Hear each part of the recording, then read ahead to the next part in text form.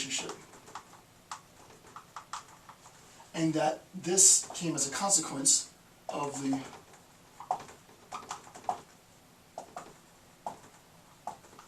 we further recognize that this concept of the signified-signifier linguistic community relationship came from Locke in part, and that was the distinction between what Locke classified as the sound pattern and the concept. We recognize that gender is a concept, and the word gender points to the concept gender. So since this relationship between the sound pattern, the signifier, and the signified is arbitrary, however, it came as a consequence of the linguistic community. It is us. We decided that the word gender would point to this notion of gender. Then it isn't the case that our identity formation comes as a consequence of sex. That's clearly false, argues the social constructivist. Our identity formation comes as a consequence of this linguistic exchange. To be technical, I would say the linguistic community. I would say actually linguistic exchange within the community.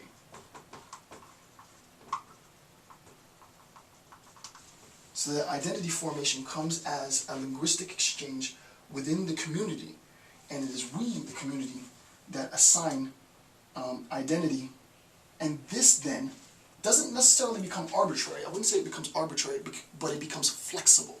Right? This offers a flexibility. This offers a flexibility to our identity formation with respect to gender. Right? This offers an incredible flexibility.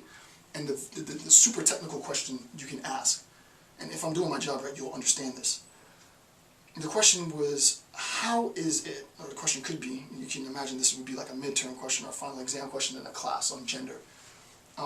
Describe precisely how it is that social constructivism is considered a more flexible account of identity formation than essentialism.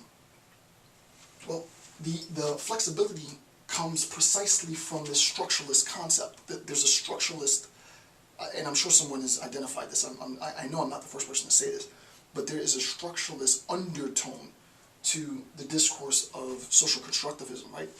The structuralist undertone is the Saussurean sort of signified link, and the arbitrariness of this link as a consequence of the linguistic community is exactly where the flexibility comes in.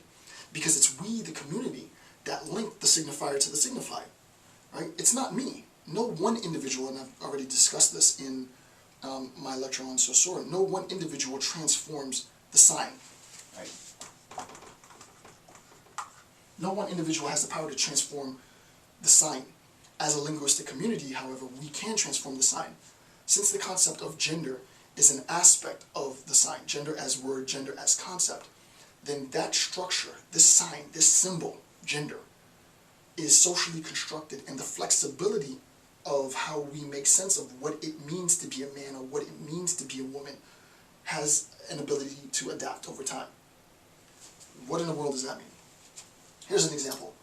Think about it in the 50s or the 40s, whenever Leave It to Beaver came out, right? I don't know, that was before my time, but so you had like American pop phenomenon, Leave It to Beaver, cookie cutter house, cookie cutter lifestyle.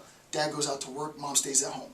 To be a man, identified as a man, and I didn't put it here, man.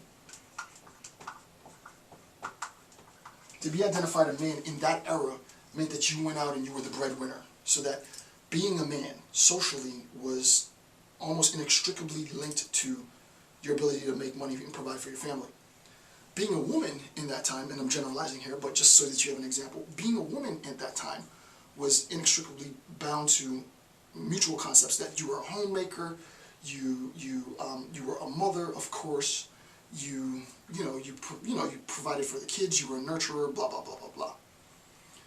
As technology increases and our world becomes more mobile, our world literally and figuratively, our world becomes more mobile, our world becomes more international, more global. We recognize that, mom can be a breadwinner too. Mom should be a breadwinner, right? It's not fair for me to be the only one making money and earning, and my wife, it's not fair for her to be at home washing dishes all days. so that we both go out to work, we both make money, we both come home, and we alternate. Some days I'll wash the dishes, some days I'll do the laundry, some days she'll wash the dishes, some days she does the laundry. That's changed because our social understanding, our social conception of what it is to be a man and a woman has changed over time. 95445. I don't know who that is.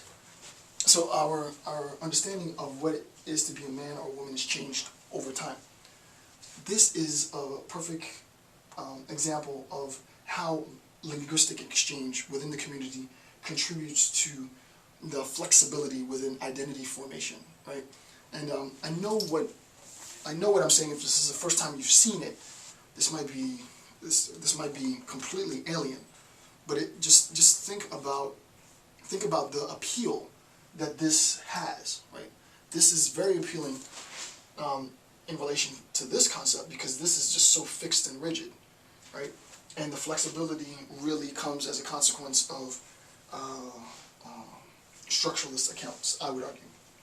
Now, in a paper that I published, again, with my friend, and I have the citation information at the bottom of 29, I say, and this is just purely me now, so you're going to get some really biased interpretation.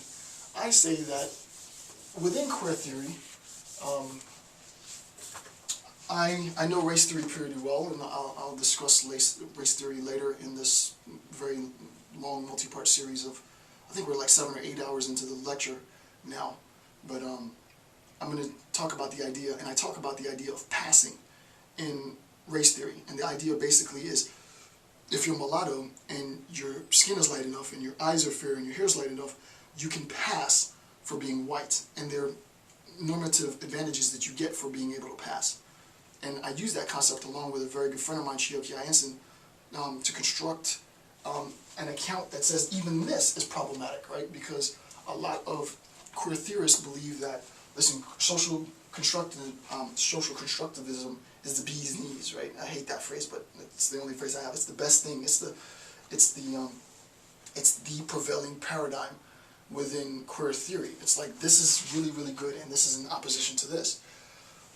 The publication, which was Beyond Gender Essentialism and Social Constructionism of Gender, Redefining Conceptions of Gender Through a Reinvestigation of Transgender Theory. It's a very long, arduous title, but my argument is that we need to get beyond essentialism and social constructivism, right? We need to get beyond both of these, because both of these, especially this, but also this, essentializes across populations. And the question then becomes, how is it that social constructivism essentializes across the population? This seems like this flexibility is a good thing, and I do think it's a good thing, but I think we can go further. So what myself and Chioki did, shout out to my homeboy, what myself and Chioki did was to look at transgender theory as an even more radical and even more alternative approach than social constructivism, to make even greater flexibility, right? My purpose in being a theorist is to help as best as I can in giving marginalized populations a method of identifying themselves. I can't do it, but I can put my interpretations out there. So let's see how this works. The question then becomes transgender theory, right? Which I'll put up here now.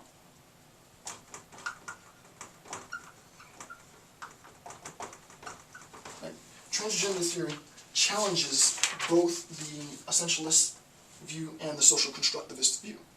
And the question is, how? First, if you want to watch a video, I have a link there to a video of me basically reading the paper. If you want to read the paper, click the link, there's links there. If you want to watch me read the paper, then you can click that and you'll have more understanding. But I don't go into the theoretical sort of justification of the paper. It's just me reading it. If you watch the video of me reading the paper and then come back and hear the account, then you'll really have a sense of what it is that we're saying. And I'll never forget, I went to SUNY Binghamton and presented the paper, and there were, it's a very small place, right? And it's a very sort of rural community. I'm from Miami, so it's a very, very rural community with respect to the population is very low, and there must have been 5 or 6 transsexuals in the audience that came to listen to the paper, and we spoke after I presented this, and they were like, "Oh my goodness, that's all I needed." I was like,